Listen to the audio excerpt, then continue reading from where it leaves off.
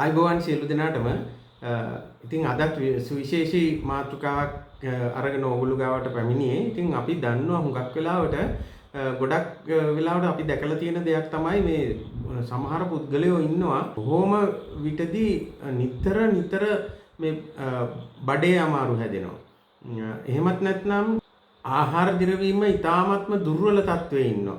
එතකොට හුඟක් වෙලාවට ગેස්ට්‍රයිටිස් හැදෙනවා. එහෙමත් නැත්නම් නොයෙකුත් හමේ රෝග වලට නිතරම භාජනය වෙනවා. බඩ පුරෝ දානවා. විශේෂයෙන් මේ ආහාර දිරවීමේ ගැටලු බොහෝ විට පවතිනවා. ඉතින් මොකක්ද මේකට හේතුව වෙන්න පුළුවන්? ඉතින් දැන් සමහර පුද්ගලයෝ ඉන්නවා මේ කිසිදු දෙයක් නැහැ. ඊටාත්ම හොඳින් ආහාර ජීර්ණයක් වෙනවා. ඒගොල්ලෝ ඊටාත්ම ශක්තිමත්ව හොඳින් ඉන්නවා. ඉතින් සමහර වෙලාවට මේක වෙනත් කල්පවතින නිදන්ගත රෝගයක් නිසා වෙන්නත් පුළුවන්. එහෙමත් නැත්නම් බොහෝ වෙලාවට අපේ ආහාර ජීර්ණ පද්ධතියේ අන්ත්‍රවල අපේ විශේෂයෙන් සිදුවන නොයෙකුත් වෙනස්කම් නිසා මේ දේ වෙනවා සිදුවන්නට පුළුවන්. බොහෝම බහුතරයක් අපි දැකලා තින්නේ මෙන්න මේ අන්ත්‍රවල සහ ආමාශයේ ඇතිවන නොයෙකුත් හේතුකාරක නිසා මේ දේ ඇති වෙනවා කියලා. ඉතින් අපි දන්නවා අපේ ජීවිතය හොඳින් පවත්වාගෙන යාමට අපිට අවශ්‍යයි අපි එදිනෙදා ගන්න කෑම. අපි එදිනෙදා ගන්න ආහාර ඉතා හොඳින් ජීර්ණය වෙලා ඒවා ඉතා හොඳින් අවශෝෂණය වෙලා අපේ ශරීරයට අවශ්‍ය කරන පෝෂණ ද්‍රව්‍ය ඉතාමත්ම හොඳින් ලැබෙනවා නම් මේ කියන්නා වූ රෝග තත්ත්වයන් වලින් අපිට මිදිලා ඉන්න හැකියාව තියෙනවා. ඉතින් මේකේ ප්‍රධානතම කාර්යයක් කරන්නේ අපේ අන්ත්‍ර, අපේ ආමාශය සහ අන්ත්‍ර, එහෙමත් නැත්නම් අපේ ආහාර ජීර්ණ පද්ධතිය. මේ පද්ධතිය පුරාවට නොයෙකුත් බැක්ටීරියා වර්ග අපේ ආහාර මාර්ගයේ වාසය කරනවා. මේ බැක්ටීරියා වර්ගයේ එක එක තැන්වල අඩු වැඩි වශයෙන් වාසය කරනවා. ඉතින් මෙතෙන්දී ඊටාම අධික බැක්ටීරියා ගහණයක් අපිට දකින්න පුළුවන් අපේ මහ බඩවැලේ. ඉතින් මේ ට්‍රිලියන ගණනක බැක්ටීරියා ගහණේ අපිට හිතකර බැක්ටීරියා සහ අහිතකර බැක්ටීරියා යන දෙකොටසම වාසය කරනවා. ඉතින් මෙතෙන්දී මේ බැක්ටීරියා වල හොඳ බැක්ටීරියා වලට වඩා නරක බැක්ටීරියා වැඩි වුණොත් අන්න එතකොට අපිට නොයෙකුත් ව්‍යාධි වලට මුහුණ දෙන්නට සිද්ධ වෙනවා. ඉතින් එතකොට අපි මොකක්ද කළ යුත්තේ? අපේ මේ හොඳ බැක්ටීරියා ගහණය මේ නරක බැක්ටීරියා ගහණයට වඩා වැඩිපුර පවත්වාගෙන යා යුතුයි. ඉතින් අපි බලමු කොහොමද අපි ඒ හොඳ බැක්ටීරියා ගහණය ඉතාමත්ම හොඳින් වැඩියෙන් පවත්වාගෙන යන්නේ කියලා. ඉතින් අපි කිව්වා මේ හිතකර බැක්ටීරියා ගහණය ඉතාමත්ම හොඳින් වැඩියෙන් අපි අහිතකර බැක්ටීරියා වලට වඩා පවත්වාගෙන යන්නට අවශ්‍යයි කියලා. අපි කොහොමද මේ හිතකර බැක්ටීරියා ගහණය වැඩි කරගන්නේ? එහෙමත් නැත්නම් වෙනත් විදිහකට කිව්වොත් අපේ මේ අහිතකර බැක්ටීරියා ගහණය වැඩිවන්නේ ඇයි? මෙන්න මේක අපි ඊටාත්ම හොඳින් දන්නවා නම් අපිට පුළුවන් මේ තත්ත්වයට මුහුණ දෙන්න. ඉතින් ඇත්තටම අපේ මේ අහිතකර බැක්ටීරියා ගහණය වැඩි වෙන්න එක හේතුවක් තමයි අපේ කෑම රටාව. අහිතකර සෞඛ්‍ය සම්පන්න නොවන කෑම රටාව මේකට එක හේතුවක් වෙනවා. අපිට දීර්ඝ කාලීනව පවතින මානසික ආතතිය මේකත් මේ කාර්ය සඳහා ඉතාමත්ම තදබල විදිහට බලපානවා. ඒ වගේම තමයි අපි නිතර ප්‍රතිජීවක ඖෂධ ලබා ගන්නවා නම් කිසිදු පාලනයකින් තොරව ප්‍රතිජීවක ඖෂධ අපි ලබා ගන්නවා නම් අන්න එතෙන්දි අපිට මේ හිතකර බැක්ටීරියා සියල්ලම විනාශ වෙලා යනවා. ඒත් එක්කම තවත් එක දෙයක් තමයි පුද්ගලයන් ක්‍රමක්‍රමයෙන් වයසට යනකොට වයස සමග මෙන්න මේ බැක්ටීරියා ගහණය හිතකර බැක්ටීරියා ගහණය අඩුවන මේ එහෙම නැත්නම් මේ ප්‍රෝබයොටික් කියන දේ අඩු වෙගෙන යන ගතියක් අපිට පෙන්වුම් කරනවා. ඉතින් විශේෂයෙන් සාමාන්‍යයෙන් අවුරුදු 50ට වඩා වැඩි පුද්ගලයන් විශේෂයෙන් මේ ප්‍රෝබයොටික් අඩුවීමට මුහුණ දෙනවා. ඉතින් අන්න එතෙන්දී මේ ප්‍රෝබයොටික් අපිට අමුතුවෙන් ලබා දීමට එහෙම නැත්නම් ලබා ගැනීමට සිද්ධ වෙනවා. ඉතින් අපි ඊළඟට බලමු මේ ප්‍රෝබයොටික් කියන්නේ මොනවද? මේ ප්‍රෝබයොටික් අපි ලබා ගන්නේ කොහොමද කියන එක ගැන අපි ඊළඟට සලකලා බලමු. ඉතින් මොනවද මේ ප්‍රෝබයොටික්ස් වල අඩංගු වෙලා තියෙන්නේ? මේ වගේ අඩංගු වෙලා තියෙනවා ලැක්ටෝබැසිලස්. ලැක්ටෝබැසිලස් මිලියන ගාණක් ලැක්ටෝබැසිලස් බැක්ටීරියා අඩංගු වෙලා තියෙනවා. ඒ වගේම බිෆිඩෝබැක්ටීරියම් අඩංගු වෙලා තියෙනවා. ඒත් සමගම මේ ප්‍රෝබයොටික්ස් වල ක්‍රියාකාරීත්වය වැඩි කිරීම සඳහා ඉනියුලින් සමහර විට එකතු කරලා තියෙනවා. ඒ වගේම ෆ්‍රක්ටෝ ඔලිගෝසැකරයිඩ්ස් කියන දේවලුත් මේකට එකතු කරලා තියෙනවා. ඉතින් මේවා තුලින් මේ බැක්ටීරියා වල ක්‍රියාකාරීත්වය උපරිම කරනවා. ඉතින් ඒ වගේම අපි දැන් මේ හදපු මනුෂ්‍යයා විසින් හදපු ප්‍රෝබයොටික්ස් ගැන තමයි මම කිව්වේ. ඒ වගේම අපිට ස්වාභාවික ප්‍රෝබයොටික්ස් උත් අපිට ලබා ගන්නට හැකියාව තියෙනවා. මොනවද මේ ස්වාභාවික ප්‍රෝබයොටික්ස්?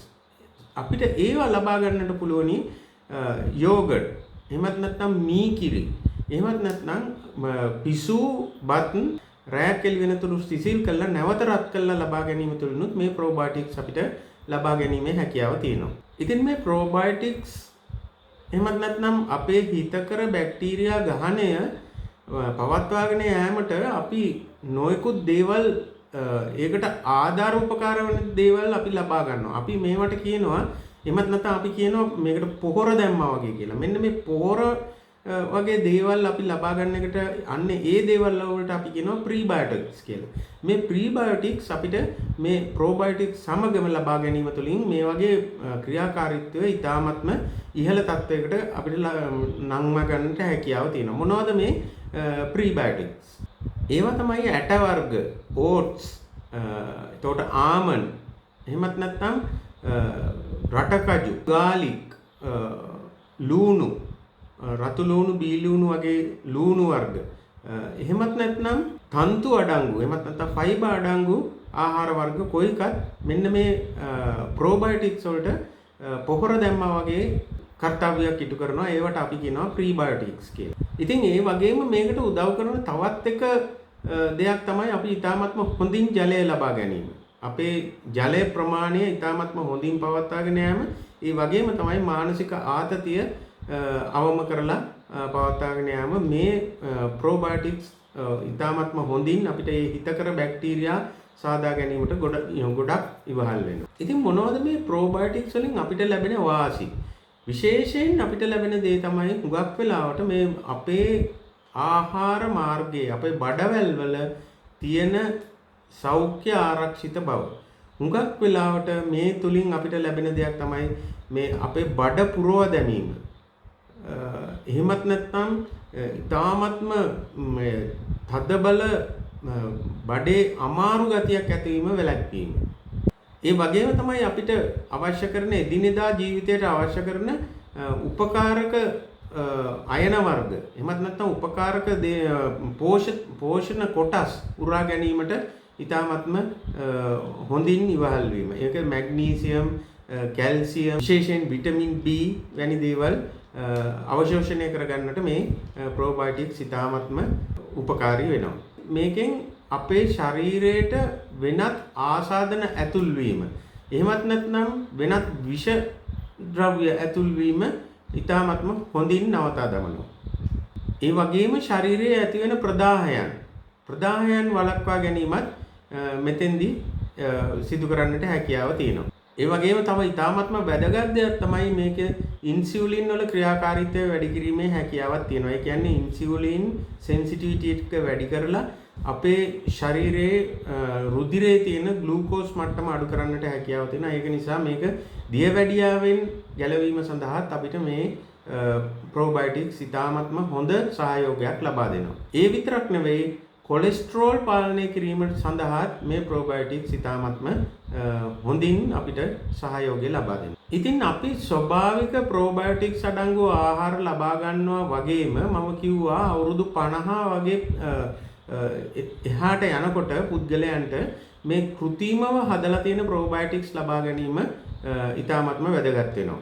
ඉතින් අපි කොහොමද මේ ප්‍රෝබයොටික්ස් ලබා ගන්නේ? කෘත්‍රිමව හදපු ඖෂධයක් විදිහට ලබා ගන්න ප්‍රෝබයොටික්ස් කොහොමද ලබා ගන්නේ? මේකදී මේ සැෂේ පැකට්ස් තියෙනවා. මේ පැකට් එකක් එක දවසකට පාවිච්චි කරන්නට පුළුවනි අපිට. මේක පාවිච්චි කරන අපි මේක උදේ පාවිච්චි කරනවා නම් උදේ කෑමට විනාඩි 30කට විතර ඉස්සෙල්ලා අපිට මේක අරගෙන ඉවරලා වතුර ග්ලාස් එකක දිය කරලා ඉවරලා බොන්න පුළුවනි. එහෙම නැතුව අපිට රෑට මේක පාවිච්චි කරනවා නම් රෑ කෑමෙන් පැය 2කට 3කට විතර පස්සේ අපිට පුළුවනි මේක ඒ විදිහටම වතුරේ දිය කරලා ඉවරලා පාවිච්චි කරන්න. එතකොට එහෙම නැතුව මේ කැප්සියුල් එක ගන්නවා නම් මේ කැප්සියුල් වල තියෙනවා මේ එන්ටරික් කෝටඩ් කැප්සියුල්ස් කියලා. ඒකේ ප්‍රොබයොටික්ස් කවර් කරලා තියෙනවා එක කෝට් එකකින්. අන්න ඒ වගේ එන්ටරික් කෝටඩ් කැප්සියුල්ස් නම් අපිට ඕන වෙලාවක ගන්න පුළුවන්. ඒක කෑමට ඉස්සෙල්ලා ගන්නත් පුළුවන්, කෑමට කන වෙලාවට ගන්නත් පුළුවන්, කෑමට පස්සේ ගන්නත් පුළුවන්. ඒ මොකද මේක ආමාශයේදී විනාශ වෙන්නේ නැහැ. මේක ඊට පස්සේ බඩවැල් කරා කිසිදු ප්‍රශ්නයක් නැතුව නිරුපද්‍රිතව ගමන් කරනවා. ඉතින් ඒක නිසා එන්ටරික් කෝටඩ් කියලා තියෙන ප්‍රොබයොටික්ස් නම් අපිට ඕනම වෙලාවක ගන්න පුළුවන්. ඉතින් සාමාන්‍යයෙන් අපි උදේ කෑමට ඉස්සෙල්ලා මේ වගේ එකක් ගන්න පුළුවන්. ඒ වගේම රෑ කෑමට පස්සේ. තවත් එක විශේෂිත වැදගත්ම දෙයක් තමයි අපි ප්‍රතිජීවක ඖෂධ පාවිච්චි කරනවා නම් ඇන්ටිබයොටික්ස් පාවිච්චි කරනවා නම් අන්තිම ඇන්ටිබයොටික් එක අරගෙන පැය 2ක් 3ක් ගියාට පස්සේ තමයි මේ ප්‍රොබයොටික්ස් අපි පාවිච්චි කරන්න සුදුසු යන්නේ. ඉතින් විශේෂයෙන් සඳහන් කරන්න ඕනේ මේ ප්‍රතිජීවක ඖෂධ නිතර ලබා ගැනීම තුළින් කිසිදු පානයකින් තොරව වෛද්‍ය උපදෙස් වලින් තොරව ප්‍රතිජීවක ලබා ගැනීම ඉතාමත්ම භයානකයි කියලා කියන්නේ මෙන්න එක හේතුවක් මෙන්න මේක. අපේ තියෙන අපිට හිතකර බැක්ටීරියා ඔක්කොම මැරිලා යනවා මේ ප්‍රතිජීවක නිසා. ඉතින් මේ ප්‍රතිජීවක ඉතාමත්ම අත්‍යවශ්‍ය වෙලාවක ප්‍රතිජීවක ලබා ගත්තට පස්සේ අපිට පුළුවනි ප්‍රතිජීවක ඒ සම්පූර්ණ ගන්නා වූ ප්‍රමාණය අරගෙන ඉවර වුණාට පස්සේ අපිට සතියක් දෙකක් වගේ කාල සීමාවක් ගිහිල්ලා ඉවරලා මේ ප්‍රොබයොටික්ස් අරගෙන ඉවරලා නැවත අපේ අන්ත්‍ර තිබිච්ච තත්ත්වයට පත් කරන්න මේ අවශ්‍ය කරන බැක්ටීරියා ලබා දීමට අපිට හැකියාව තියෙනවා. මෙන්න මේ වගේ අති විශාල ප්‍රයෝජන ගොන්නක් අපිට මේ ප්‍රොබයොටික්ස් තුලින් ලැබෙනවා. ඉතින් ඒ වගේම අපිට මේ ප්‍රොබයොටික්ස් අඩංගු ආහාර ඒවා තුලිනුත් අපිට ලැබෙනවා. ඒ වගේම තමයි මේ ප්‍රොබයොටික්ස් වලට උදව් කරන ආහාර මම ඉස්සෙල්ලා කිව්වා මොනවද කියලා. අන්න ඒ ආහාර වලින් ලැබෙන සහයෝගයනුත් මේ අපිට මේ හිතකර බැක්ටීරියා ගහණය වැඩි කර ගැනීමට හැකියාව තියෙනවා. ඉතින් මෙන්න මේ විදිහට අපි අපේ අන්ත්‍රවල තිබෙන සෞඛ්‍ය ඉතාමත්ම හොඳ මට්ටමේ පවත්වාගෙන ගියොත් අපිට ඉතාමත්ම ලෙහෙසියෙන් අපිට හැදෙන ગેස්ට්‍රයිටිස් එහෙමත් නැත්නම් දියවැඩියාව, බඩේ අමාරු, තදබල විදියට බඩේ එළිය නිතර යෑම අපිට ඉරිටබල් බවල් සින්ඩ්‍රෝම් කියලා කියනවා. අන්න ඒ తත්වේ එතකොට තවත් මහ බඩවැලේ ඇතිවන ඉතා විශාල ප්‍රමාණයක් රෝග අපිට නවත්ත ගන්නට හැකියාව තියෙනවා. ඉතින් ඒක නිසා මේ පිළිබඳ දැනුවත් වීම ඉතාමත්ම වැදගත් වෙනවා. දැනුවත් වෙලා ඔයගොල්ලෝ සාමාන්‍යයෙන් වැඩිහිටි පුද්ගලයන් මේ ප්‍රොබයොටික්ස් සාමාන්‍යයෙන් පාවිච්චි කරනකොට සති 8ක් 12ක් වැනි කාල සීමාවක් අපිට එක දිගට මේක පාවිච්චි කරන්න පුළුවන්. ඊට පස්සේ සති 2ක් 4ක් වැනි කාල සීමාවක් පාවිච්චි නොකර ඉඳලා ඊට පස්සේ නැවතත් අවශ්‍යතාවයක් තියෙනවා නම් අපිට නැවතත් පාවිච්චි කරන්න පුළුවන් සාමාන්‍යයෙන් පාවිච්චි කරන වෙලාවට. එහෙමත් නැතුව මේක සුවිශේෂී අවස්ථාවකට සුවිශේෂී රෝගයකට මේක අපි පාවිච්චි කරනවා නම් වෛද්‍ය උපදෙස් ඇතුව පාවිච්චි කරන්න ඕනේ. සාමාන්‍යයෙන් ඉරිටබල් බවල් සින්ඩ්‍රෝම් කියන තත්ත්වයට මේක පාවිච්චි කරනවා නම් සති 8ක් 12ක් වැනි කාල සීමාවක් පාවිච්චි කරන්න ඕනේ. මලබද්ධය වැනි තත්ත්වයකදී පාවිච්චි කරනවා නම් සති 4ක් 8ක් වැනි කාල සීමාවක් පාවිච්චි කරන්න ඕනේ. සාමාන්‍යයෙන් දියවැඩියාව, මෙටබොලික් සින්ඩ්‍රෝම් වැනි තත්ත්වයන් වලට මේක පාවිච්චි කරනවා නම් මාස 3ක් වැනි කාල සීමාවක් පාවිච්චි කිරීම අවශ්‍යයි. ඉතින් මේ වැනි සුවිශේෂී අවස්ථාවන් වලට පාවිච්චි කරනවා නම් වෛද්‍ය උපදෙස් ඇතුව පාවිච්චි කිරීම ඉතාමත්ම යෝග්‍යයි. ඉතින් මේ තුලින් ඕගොල්ලන්ගේ සෞඛ්‍ය ඉතාමත් හොඳ මට්ටම පවත්වාගෙන යන්නට හැකි වේවයි කියලා මම හිතනවා. ඉතින් මේ කාල සීමාව මාසමක ගත කිරීම පිළිබඳව ඔය සියලු දෙනාටම ඉතාමත්ම ස්තුතිවන්ත වෙනවා. නැවතත් මේ වැනි වීඩියෝවක් අරගෙන ඕගොල්ලෝ සියලු දෙනා හමු වෙන්නට පැමිණෙන තුරු මා ඔබෙන් සමු ගන්නවා. ආයිබෝවන්.